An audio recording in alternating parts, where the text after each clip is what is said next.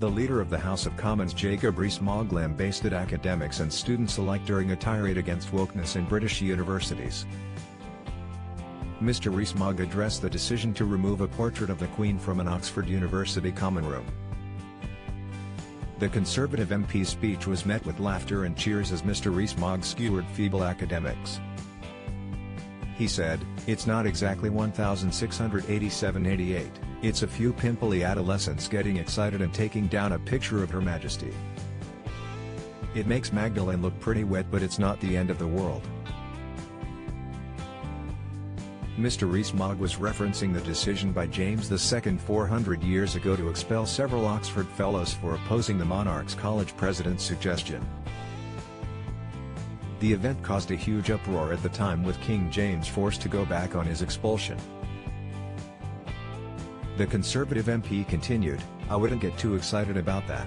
Though it does amuse me to speculate as to what would happen if one of Her Majesty's subjects suggested taking down the Stars and Stripes in an American university.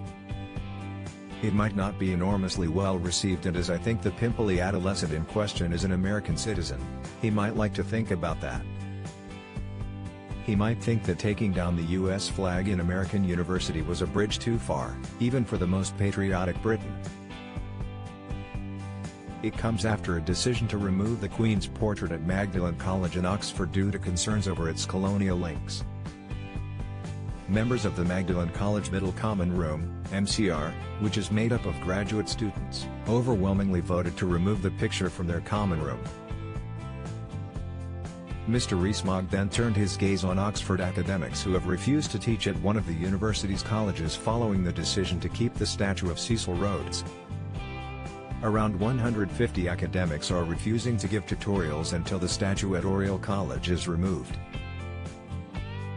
Mr. Rees-Mogg said on the subject, "As regards the academics refusing to teach, I mean, I'm half tempted to say they are lucky not to be taught by such a useless bunch.